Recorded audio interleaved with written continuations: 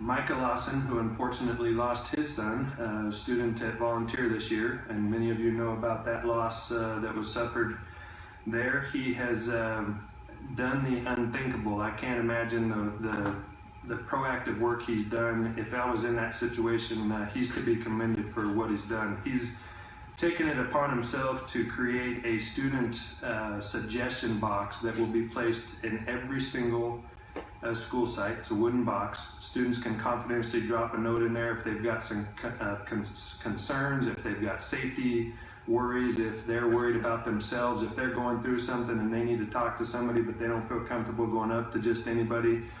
And those suggestions will be gathered by staff at private times, and those students will be called in to meet with individuals that can assist them.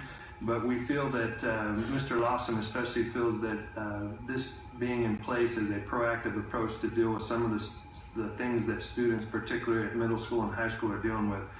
I am extremely humbled by his efforts, and again, he handmade each of these wooden boxes. There's going to be several at each high school and then at least one at every other school.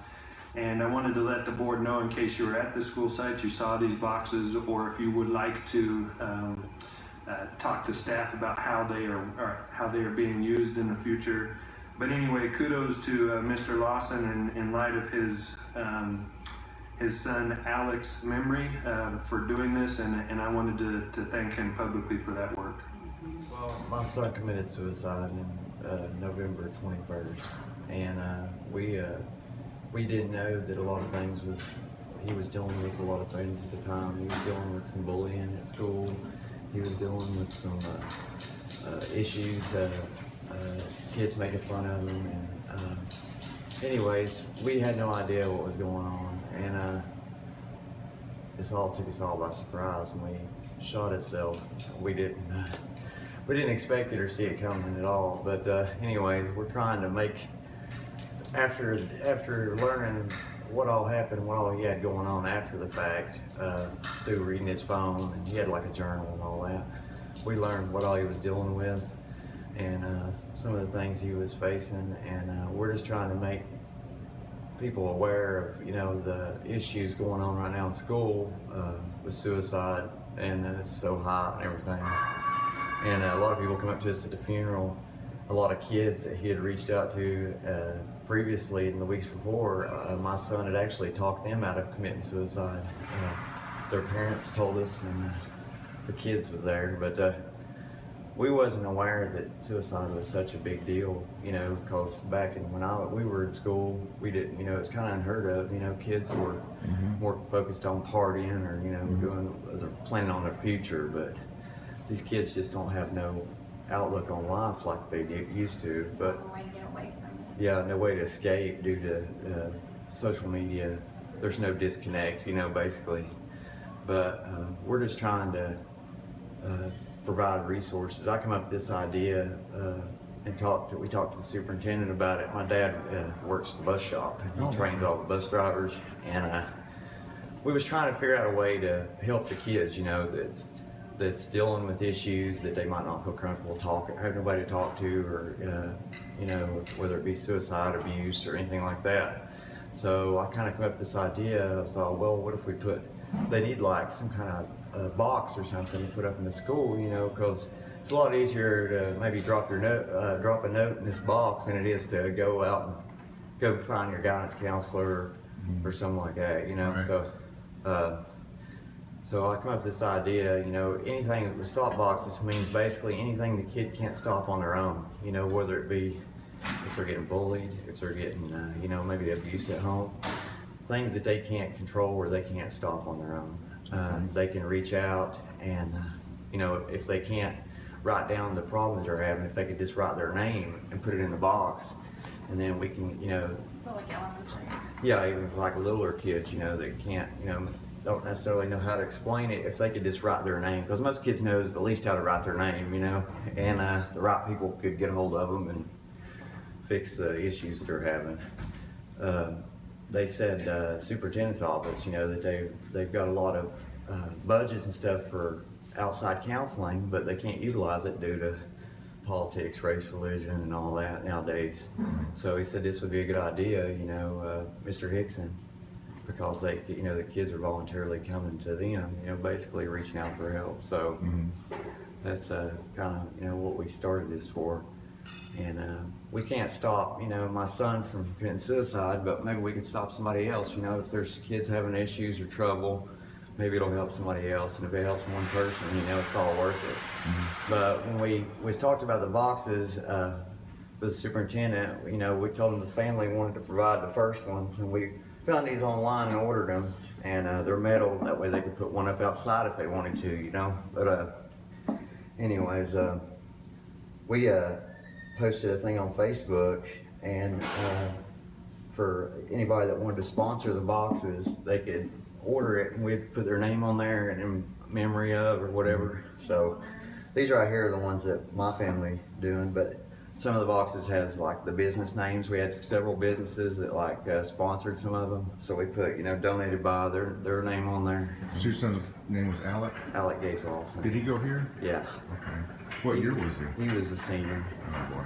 He was an ROTC student. I mean, great kid, and I mean, this just was The a nightmare. ROTC program here has been Phenomenal. amazing. Yeah, it was really great throughout the funeral. It's everybody, has reached out to us here. It's been wonderful, Mr. Lawson approached me about posting some boxes in the hallways where students can make anonymous tips, or if someone's bothered them, they don't feel comfortable coming to an adult here, they can simply write a message and stick it in a box and keep moving. When he donates those, we'll put those in high traffic areas, put one outside of our guidance office that's kind of out of the main traffic flow that's between classes, and also put one in the freshman academy. We've also made sure our students are aware where they can report things online. If they're on our volunteer website, there's a tab at the top that says Sky Alert. They can click on that and make a report from their cell phone, from a Chromebook, any kind of electronic device, anywhere they are. So we're trying to put any means possible to strengthen the communication and let the students report to us anything that may be going on. Can you talk to me about the need for this? Is there a need for something like this? Well, every student is different. Every student likes to communicate in different ways. The more avenues we have for them to communicate, the better. We want to make sure our students feel comfortable talking to adults if things are going on, whichever adult they relate to the best. But we also want to give them an avenue that, just in case they're are shy or don't want to put their name on something, that they can do it anonymously. 1 in 4 kids is going to suffer bullying from ages 12 to 18. The statistics on that, Tennessee's rated 28th and as far as the worst schools for bullying, the statistic-wise. But it's just the kids are going to have to reach out. Like you said, they're going to have to reach out, and maybe this will make it easier for them to reach out. Versus somebody seeing them going in and out or talking to a teacher or principal. A lot of kids are in fear. They don't want to be somebody seeing them go to the office, or something like that. It's when you're that age, it's hard to talk to an adult too. It is. Sometimes. Very hard. It was hard for me to talk to adults. And that's the same way it was with my son. Me and my son, we were night and day, and he, our personalities were, completely different. And but it was hard for him to talk to me about things, and he held a lot of things up. And eventually, that's probably one of the things that really got to him, because he wasn't dealing with his issues the right way. And so hopefully, we can make awareness and try to help these kids to where they can, give them another resource they can use. How many boxes have you got? I've got enough for all the Hawkins County schools. Oh, wow. All the Hawkins County schools. We've raised enough for the high schools will have 2. Most likely the middle schools. Like these, there'll be 2 in each high school, 2 in the middle schools, and 1 in elementary schools. Okay. So we've took care of all that. It don't come out of the state funding or nothing like that. It's all donated, and so. And when are they going to be delivered? Are you delivering these today? Well, I'm taking them and giving them to them. I don't know when they're going to put them up in the schools. I don't know yet, but that'll be a question for Mr. Hickson. But I know he was out of town today, I think. Yeah.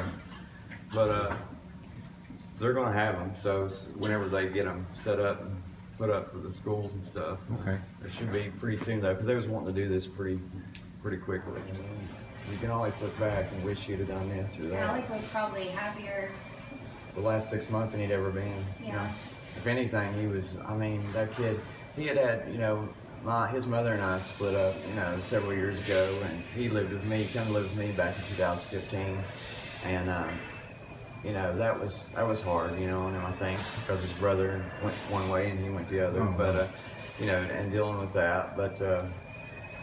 He, if anything, you know, he was in a depressive state there for a long time. We was worried about him and talked to him and tried to talk to him about counseling and stuff. But he started doing so much better, and he really, like she said, the last 6 months he was hanging out with friends, you know, on the weekends, going and doing stuff. And he was working. He just started a new job and was working there for about 5 weeks at Chrysalis. He was working up there, and you know, it was just That night we that night called we picked him up.